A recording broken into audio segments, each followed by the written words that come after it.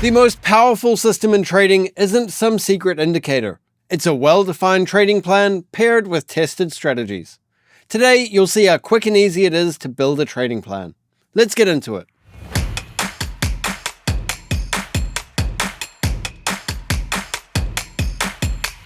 Okay, so here's what we are presented with when we first load into the sheet. You can see it's a lot more simple than the backtesting sheet, but there's still a few sections to get through, so let's dive straight in. Name. For this, I'm just going to call it video example, and I'll put in the date of March 28th, 2025. So, reasons to trade. List why you have decided to become a trader. So, these can be just the broad reasons of why you even wanted to pursue trading. So, let's say, to become my own boss, to be able to work from anywhere in the world, and say to learn a new skill. There we are. Very simple, straightforward reasons why we wanted to begin trading. Going down to trading goals, list out the general goals you aim to achieve.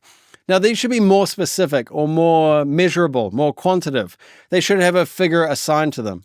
So, for example, let's say I want to be self-employed by age, let's put one in there of 37.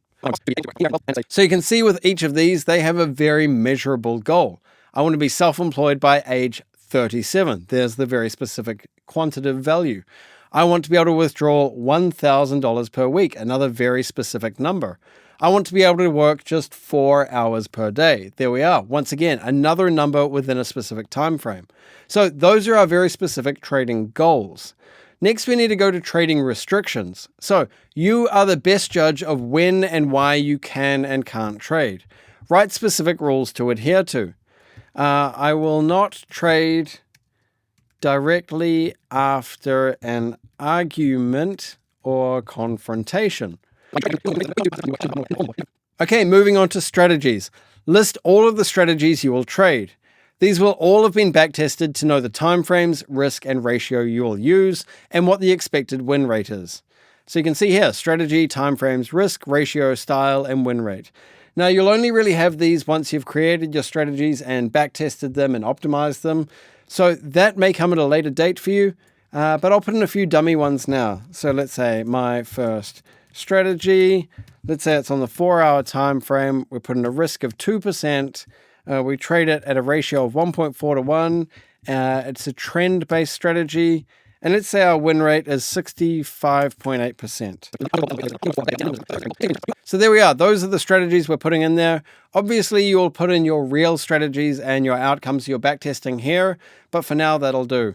Now we get into the section where we start talking about the funding of the account. So we start here with practice account. Your practice account should be the same or similar to the spending money section below. Essentially, you are gearing yourself up for trading with real money and will be using an account that acts in the same way as a live account.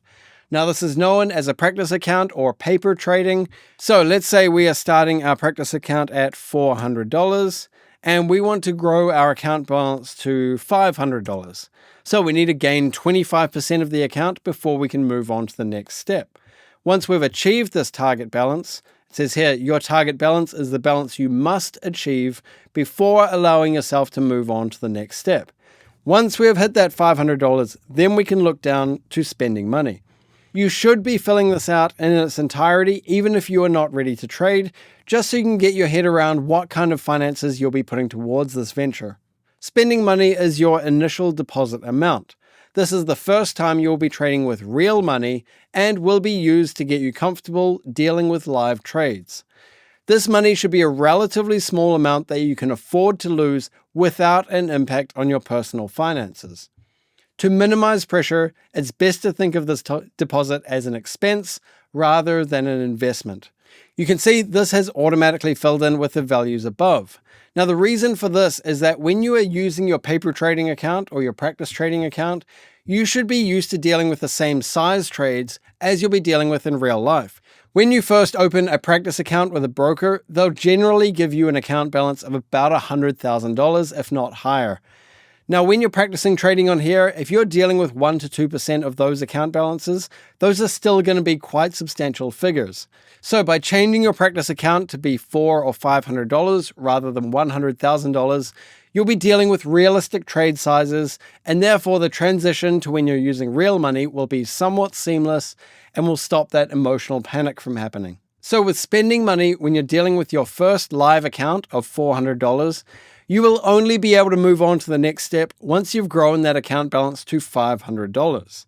So after that, we get to starter deposit. Now this is an optional area, and this is about bridging the amount between our initial live trading and our big primary deposit. So starter deposit can be you testing the waters. So let's say we're going to put in a starting deposit of $1,000. That now brings our account balance to $1,500.